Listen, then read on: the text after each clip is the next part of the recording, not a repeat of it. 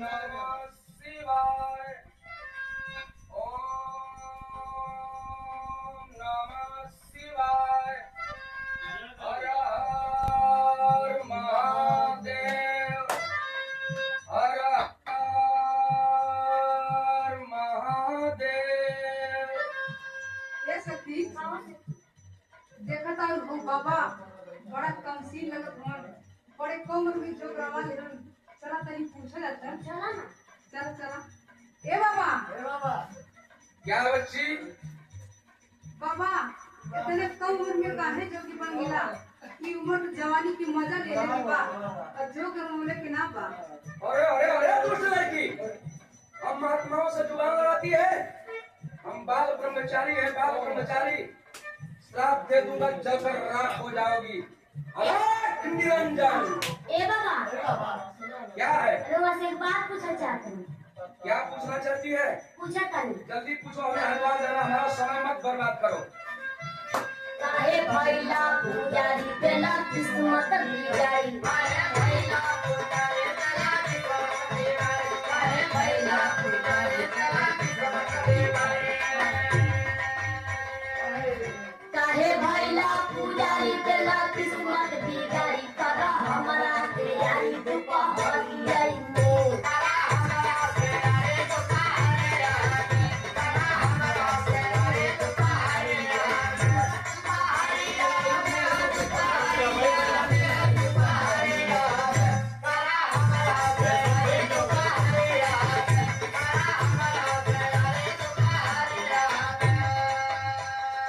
हे दीनानाथ, ई राम राम की बेला कहाँ से आपक भेज देला। प्रभु अपने भक्त के रक्षा करा। इज्जत बचाला हो, इज्जत बचाला, ये भोले बाबा इज्जतिया बचाला। ये भोले बाबा इज्जतिया बचाला।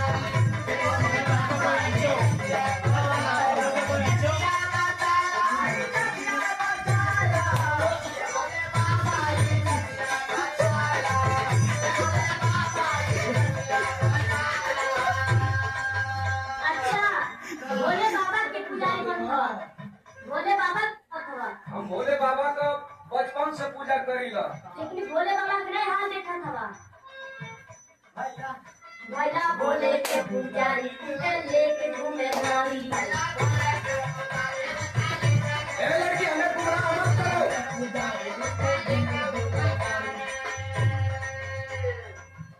भैला भोले के पुजारी लेके घूमे नारी उमा बड़े कोड़वारी सुपहरी आई में एक मिनट उमा देवी के ना छोड़ेला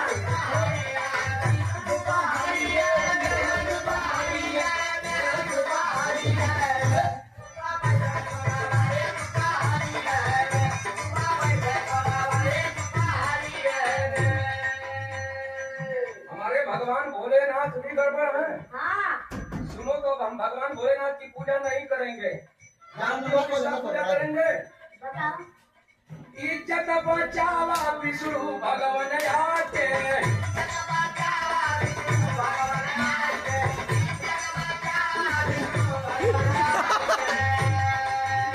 अरे परिया परी तुहरे कहीं समझाई के।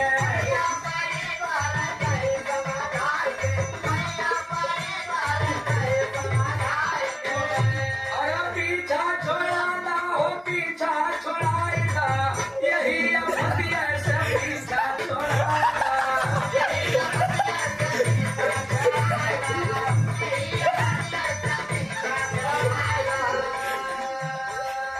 अच्छा विष्णु भगवान की पूजा करत हवा और का लेकिन उनका कहानी ना जानत हवा कहीं नहु गड़बड़ हमन का भाई। हाँ नारी बदे भइल आनर नारद के कैले बानर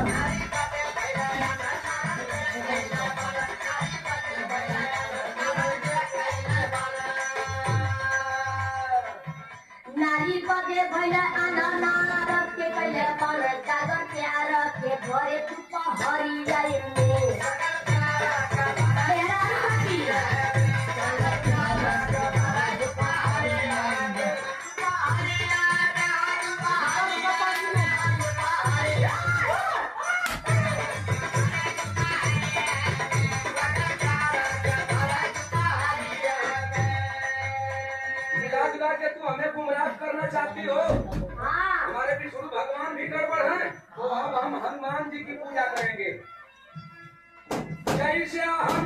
भैला बाल ब्रह्मचारी।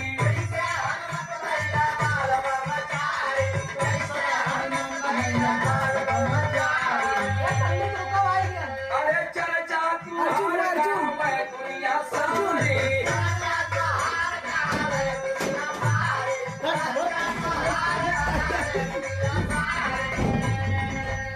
ये हम नाम स्वामी तू तो बाल ब्रह्मचारी हमारे भक्त के कष्ट जान सकेला। अरे बतिया बना जा हो बतिया है बनाइला, ये कबीराई बड़ी बतिया बनाइला।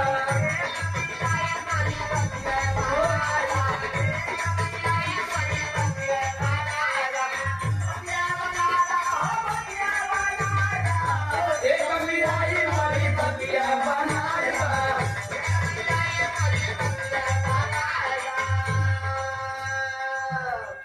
अच्छा, हनुमान जी के बारे में पूछा था। और का हनुमान बाल ब्रह्मचारी हूँ ये नहीं जानता का। श्री राम जी ससुरारी अपने गैलन, अच्छा साथ में हनुमान जी गैलन।